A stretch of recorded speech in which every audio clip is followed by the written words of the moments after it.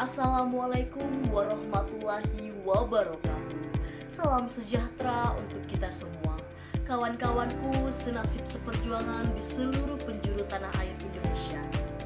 Tak ada jargon yang lebih mengunggah bagi kaum intelektual muda selain hidup mahasiswa, hidup mahasiswa, hidup rakyat Indonesia merdeka.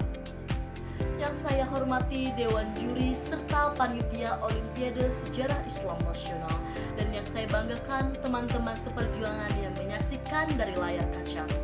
Perkenalkan, nama saya Rahman Noviana, mahasiswa Sejarah Peradaban Islam dari Universitas Islam Negeri Palangkaraya. Hari ini izinkan saya menyampaikan sebuah orasi berjudul Dari Gurun ke Dunia Menghidupkan Kembali Peradaban Islam. Hari ini saya berdiri di sini bukan sekedar untuk berbicara.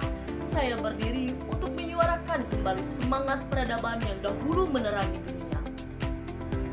Peradaban Islam yang tumbuh dari gersangnya padang pasir, namun menjulang tinggi sebagai pusat ilmu, keadilan, dan kemajuan umat manusia. Saudara-saudaraku, mari kita buka kembali lembaran sejarah. Pada abad ke-8 hingga abad ke-13 Masehi, dunia menyaksikan zaman keemasan Islam. Ketika Eropa terpuruk pada zaman ke-8, kota-kota seperti Baghdad, Kairo, dan Cordoba bersinar terang sebagai mercusuar ilmu pengetahuan. Di Baghdad berdiri Bait al-Hikmah, rumah kebijaksanaan, tempat para ilmuwan muslim menerjemahkan, meneliti, dan mengembangkan ilmu dari peradaban Yunani, Persia, dan India. Di sanalah lahir nama-nama besar yang mengubah wajah dunia, seperti Ibnu Sina, yaitu sang dokter agung. Beliau menulis Al-Qunun fi al-Tibb, kitab kedokteran yang menjadi rujukan di Eropa selama lebih dari 5 abad. Al-Khawarizmi, yaitu sang bapak aljabar. Beliau memperkenalkan konsep algoritma yang kini menjadi fondasi teknologi digital. Serta Ibnu Haytham, yaitu beliau adalah seorang pelopor metode ilmiah eksperimental jauh sebelum Francis Bacon di barat menyusunnya secara sistematis. Mereka tidak meneliti demi prestis, tidak menulis demi ketenaran. Mereka meyakini bahwa ilmu adalah cahaya dan cahaya harus dibagikan. Inilah ruh sejati dari peradaban Islam, yaitu ilmu, adab, dan kemanusiaan. Tapi pertanyaannya, di mana posisi kita saat ini? Apakah kita hanya akan berbangga pada kejayaan masa lalu tanpa mencipta masa depan? Apakah kita hanya akan menjadi penikmat sejarah tanpa menjadi pencipta sejarah baru? Tidak. Sebagai mahasiswa dan generasi muda Islam, kita adalah pewaris sah peradaban itu.